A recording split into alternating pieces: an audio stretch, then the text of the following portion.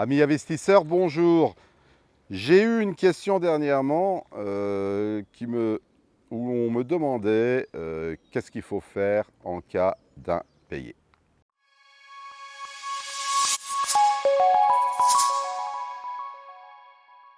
C'est vrai que le nerf de la guerre dans l'investissement, outre l'achat à l'emprunt, c'est aussi avoir un bon locataire. Sans bon locataire, vous êtes mort. Donc, il existe déjà des assurances sur les gains impayés, tout le monde le sait. Mais, dans ces cas-là, vous vous occupez de rien. Mais si vous louez vous-même, vous pouvez vous-même avoir un impayé, un peu de votre faute, c'est vous qui avez choisi votre locataire. Dans ce cas-là, il va falloir résoudre ce problème. Comment le résoudre? Eh bien, écoutez, il n'y a pas 36 solutions. Pour résoudre ce type de problème, il faut garder le contact en permanence. Première chose à faire en cas d'impayé, vous téléphonez directement sur le portable de votre locataire aux heures du repas ou le matin à 8h moins le quart avant qu'il aille travailler ou le soir à 7h. Vous ne perdez pas le contact, vous lui demandez surtout qu'est-ce qui se passe, vous n'avez pas reçu son courrier, vous n'avez pas reçu son chèque ou son virement, c'est peut-être une erreur de la banque. Vous ne mettez jamais la faute sur lui, jamais. Ce n'est pas de sa faute, vous n'êtes pas au courant. C'est peut-être la poste. Il a peut-être oublié de mettre un timbre sur la lettre, et c'est peut-être vrai en plus, vous ne le savez pas.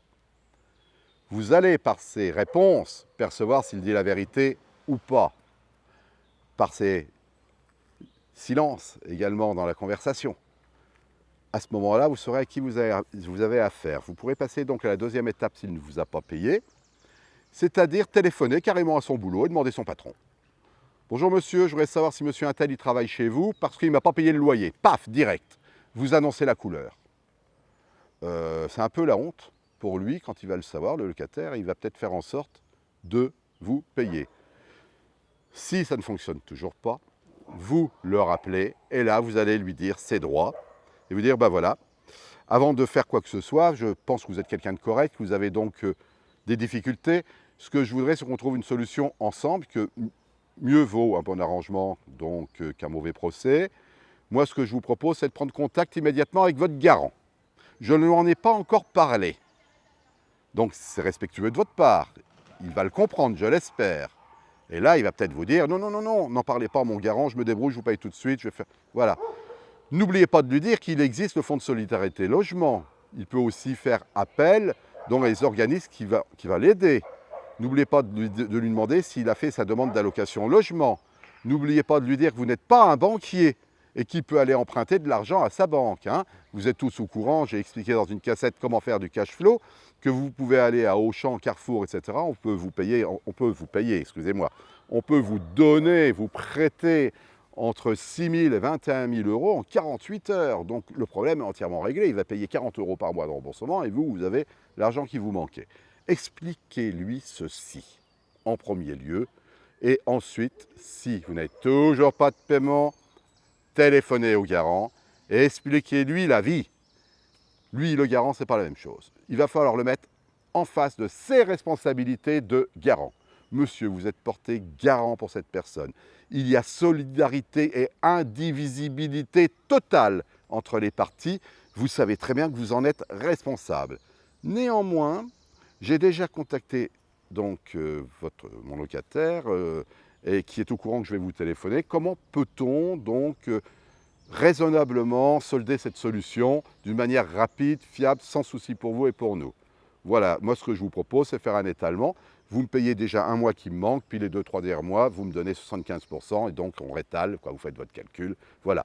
Vous lui ouvrez une porte et vous lui ouvrez une fenêtre de tir pour ne pas le vexer, et donc qu'il puisse donc comprendre et prendre la responsabilité à ce moment-là, à la place du locataire, de vous payer. Voici ce que moi je vous conseille dans tous les cas de figure. Là, vous aurez fait tout le tour et vous aurez tout expliqué. Ensuite, ce que vous n'avez pas expliqué, naturellement, c'est le final. Si ça ne fonctionne toujours pas, là, vous n'avez plus de choix. Avocat, suivi de la loi, recommandé, accusé de réception, et patati et patata, sachant que rien n'est perdu. Pourquoi? Parce que Dans tous les cas de figure, s'il n'a pas payé, votre locataire perdra le procès. À 98% des cas, ils perdent le procès avec de belles indemnités qui vont vous revenir.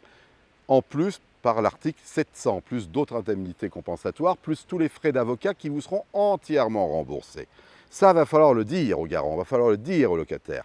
Et il va falloir lui dire surtout que les décisions de justice en France sont trentenaires, c'est-à-dire que vous avez 30 ans pour vous retourner contre votre locataire. À ce niveau-là, je vais vous en raconter une qui va beaucoup vous plaire, puisque ça m'est arrivé.